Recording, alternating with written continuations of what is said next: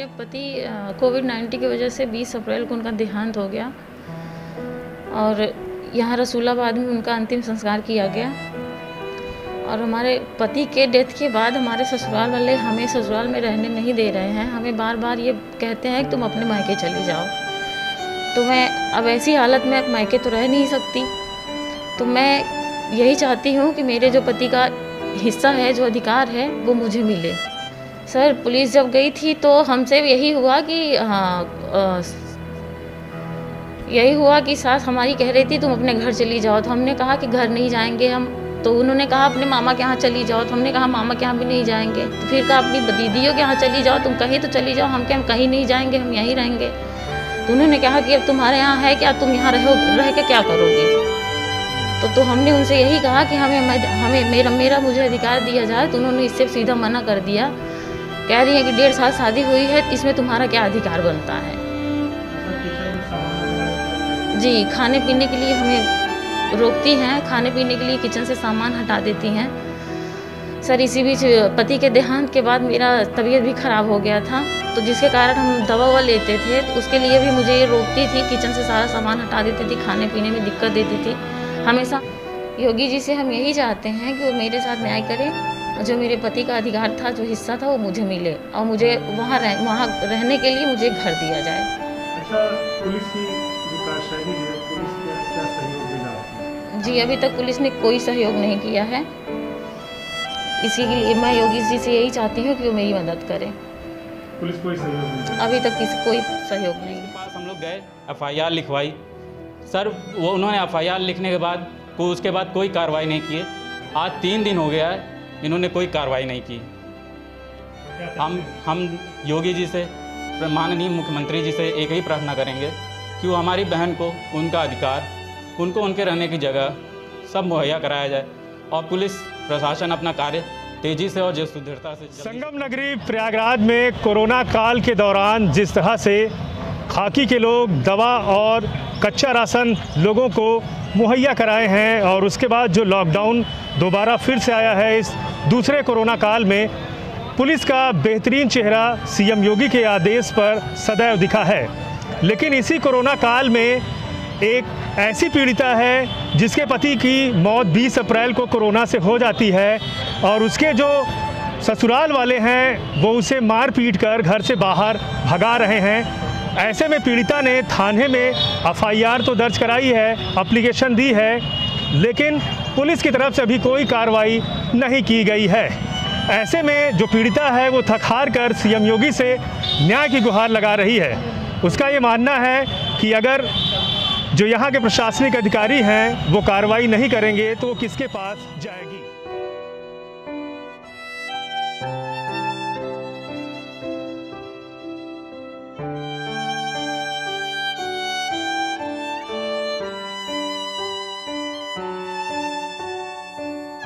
Corona से पति की मौत के बाद ससुराल वालों ने पीड़ित बहू को मारपीट कर घर से बाहर किया। इस कोरोना काल में रिश्तों को टूटते और बिखरते हुए सभी ने देखा और सुना है, जबकि सोशल मीडिया और खबरों के जरिए सूचनाएं भी जग जाहिर हुई। ऐसा ही रिश्तों पर कोरोना महामारी से जुड़ा मामला सामने आया है, जहां कोरोना महामारी से पति की मौत के बाद परिवार वालों ने अपनी ही बहू को घर से मारपीट कर भगा दिया। पीड़ित श्वेता मिश्रा पुत्री लालजी मिश्रा नौडेरा थाना फतनपुर प्रतापगढ़ की रहने वाली हैं। ज्योति की शादी 5 दिसंबर 2019 को प्रयागराज के रहने वाले चक्रधर मिश्रा के साथ हुई, लेकिन पीड़ित ज्योति को ये मालूम न था कि 2021 आते आते उसके पति की कोरोना महामारी से मौत हो जाएगी।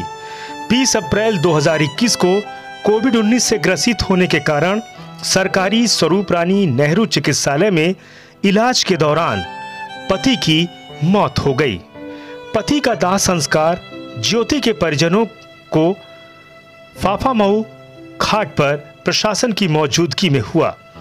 पति की 13वीं के बाद ससुराल वालों का जुल्म बढ़ने लगा। पीड़ित ज्योति मिश्रा ने बताया कि सास शीला मिश्रा, पत्नी सच्चिदानंद मिश्रा, ससुर सच्चिदानंद मिश्रा, पुत्र रमाकांत मिश्रा, ननद कृतिका, पत्नी अमित ओझा, दामाद अमित ओझा और देवर श्रीधर मिश्रा जो हमेशा नशे में रहता है। ये सभी लोग उसे प्रताड़ित करने के साथ घर की संपत्ति से बेदखल करते हुए उसे मायके रहने को बाध्य करने लगे। शादीशुदा ननद अपने पति के साथ ही ज्यादातर समय अपने मायके में ही पति के साथ गुजारती है। सबसे पहले किचन से खाने का सामान हटाने लगे कि कैसे बिना भोजन किए रह पाएगी। दूसरे नशेड़ी देवर श्रीधर से शादी का दबाव सास शीला मिश्रा बनाने लगी। जब वो नहीं मानी तो उसे मार पीट कर प्रताड़ना देना शुरू कर दिया गया। पीड़ित ज्योति के मुताबिक दामाद अमित ओझा भी उस पर गंदी निगाह रखता है। शारीरिक संबंध बनाने के लिए बार बार दबाव बनाता है।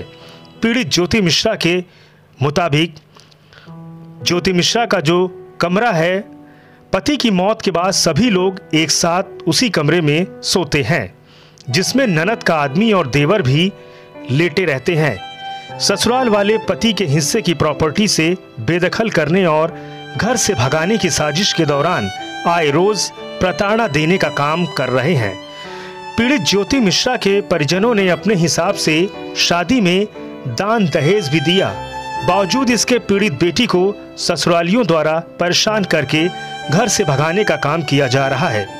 पीड़ित ज्योति ने अपने परिजनों को जब जानकारी दी तो ससुराल पहुंचकर परिजनों को भी ससुरालियों ने भला बुरा कहकर अपमानित किया। चौक कोतवाली में पीड़ित के परिजनों ने ससुराल वालों के खिलाफ एफआईआर दर्ज कराई है। एफआईआर दर्ज हुए 4 रोज गुजर गए हैं, लेकिन पीड़िता को अभी तक कोई न्याय नहीं मिला है।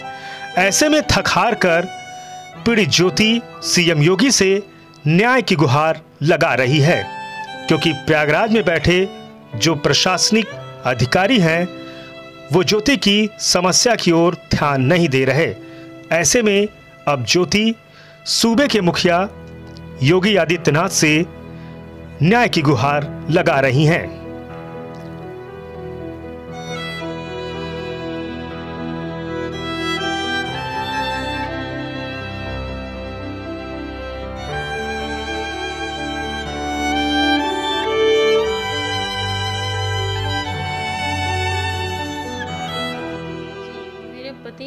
कोविड-19 की वजह से 20 अप्रैल को उनका देहांत हो गया और यहाँ रसूलाबाद में उनका अंतिम संस्कार किया गया।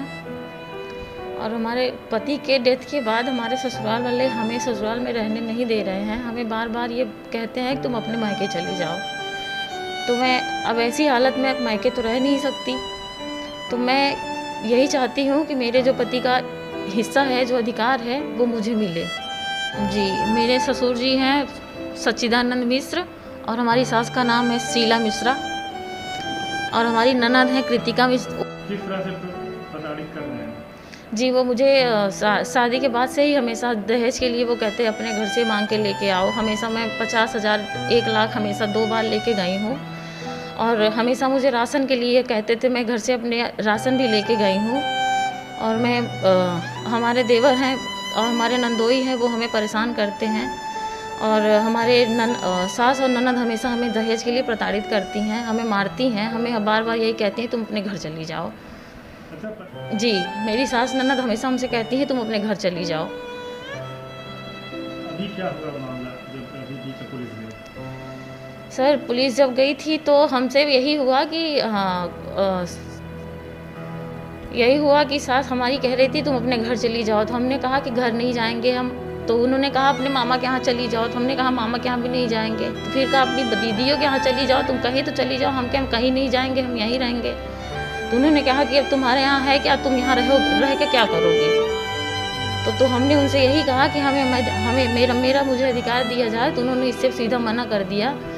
कह रही है कि 1.5 साल शादी हुई है, इसमें तुम्हारा क्या अधिकार बनता है। जी, खाने पीने के लिए हमें रोकती हैं, खाने पीने के लिए किचन से सामान हटा देती हैं। सर इसी बीच पति के देहांत के बाद मेरा तबीयत भी ख़राब हो गया था, तो जिसके कारण हम दवा ववा लेते थे, तो उसके लिए भी मुझे ये रोकती थी, किचन से सारा सामान हटा देती थी, खाने पीने में दिक्कत देती थी। हमेशा हमसे कहते हैं अपने परिजनों से बात मत करो, हर चीज़ पे मेरा इंटरफेयर करती, हमें ताने मारती हैं कि गांव देहात के होके आके हमको सिखाएंगी। इसके कल सुबह हम वहाँ थे तो हम नाश्ते में हम दवा खाने के लिए सिर्फ चाय और ब्रेड खा रहे थे, उसके लिए मेरी ननद ने वीडियो बना के उसको फेसबुक पे स्टेटस लगा दिया कि चुरा के खा रही हैं। अच्छा, वो पिटाई भी करते थे क्या? जी, मेरी सास मेरी पिटाई कर रही हैं। तो आपको लग रहा है कि आपको कभी लोग मार भी सकते हैं? जी, मार सकते हैं। योगी जी से हम यही चाहते हैं कि वो मेरे साथ न्याय करें और जो मेरे पति का अधिकार था, जो हिस्सा था, वो मुझे मिले और मुझे वहाँ रहने के लिए मुझे घर दिया जाए। अच्छा, पुलिस की जो कार्यशैली है, पुलिस क्या सहयोग दे रहा है? जी, अभी तक पुलिस ने कोई सहयोग नहीं किया है। इसी के लिए मैं योगी जी से यही चाहती हूँ कि वो मेरी मदद करें। पुलिस कोई सहयोग नहीं? अभी तक किसी कोई सहयोग नहीं है। जी, हम शादी के 2 महीने बाद ही हमारे देवर और हमारे नंदोई हमें मेरे साथ अश्लील हरकतें करी हैं।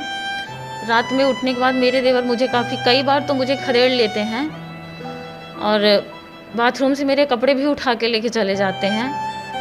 कई बार मेरे साथ ज़बरदस्ती करने की भी कोशिश करी है। तो ये चीज़ें मैं अपने पति को बताई हूँ, लेकिन मुझे रोक दिया गया कि ये बात घर से बाहर न निकले, नहीं बेइज्जती होएगी, तो इसलिए ये बातें घर में ही दबा दी गई। क्या दामाद जो आते थे वो भी? जी, वो भी हम पे बुरी नज़र रखते थे। वो मेरे ही अब तो पति के डेथ के बाद मेरा कमरा भी मुझसे छीन लिया गया है। मेरे ही कमरे में मेरे सास ससुर ननद नंदोई सब आके सोते हैं। जी, मुझे उसमें असुविधा होती है। मैं योगी जी से यही चाहती हूँ कि मुझे रहने के लिए घर दिया जाए। जी, देवर मेरे नशेड़ी हैं, वो इस तरह की मेरे साथ हरकतें करते हैं। मैं योगी जी से यही चाहती हूँ कि मुझे रहने के लिए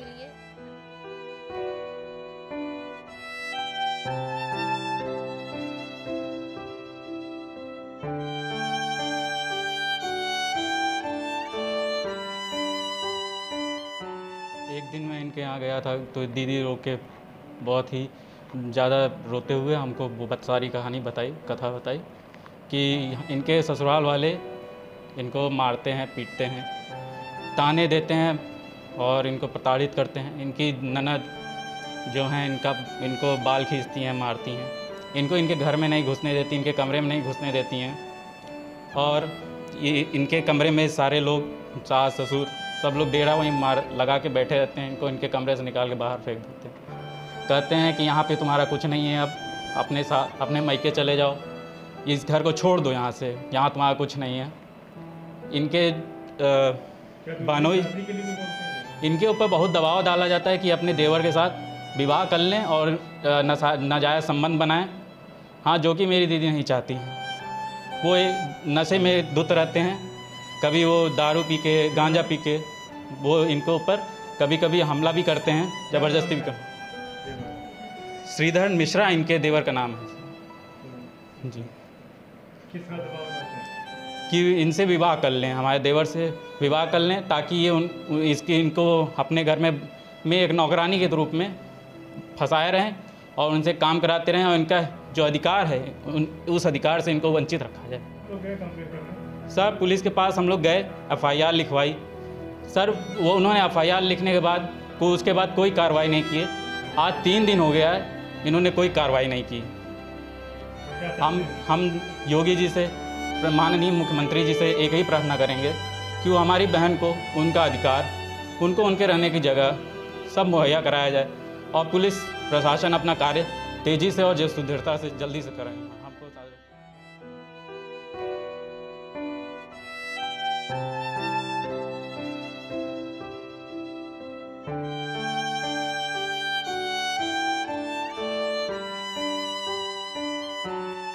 संगम नगरी प्रयागराज में कोरोना काल के दौरान जिस तरह से खाकी के लोग दवा और कच्चा राशन लोगों को मुहैया कराए हैं और उसके बाद जो लॉकडाउन दोबारा फिर से आया है इस दूसरे कोरोना काल में, पुलिस का बेहतरीन चेहरा CM योगी के आदेश पर सदैव दिखा है।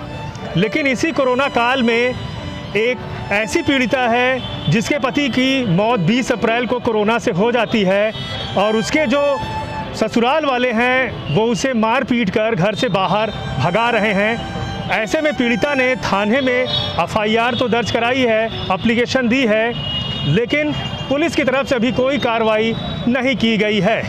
ऐसे में जो पीड़िता है वो थक हार कर सीएम योगी से न्याय की गुहार लगा रही है। उसका ये मानना है कि अगर जो यहाँ के प्रशासनिक अधिकारी हैं वो कार्रवाई नहीं करेंगे तो वो किसके पास जाएगी। अब वो सीएम योगी से ये मांग कर रही हैं कि उन्हें न्याय मिले और जो घर वाले उन्हें मारते पीटते हैं, भगा रहे हैं, उन्हें शरण मिले, क्योंकि कोरोना काल में उनके पति की मौत हुई है। ऐसे में अब वो जाए तो जाए कहाँ।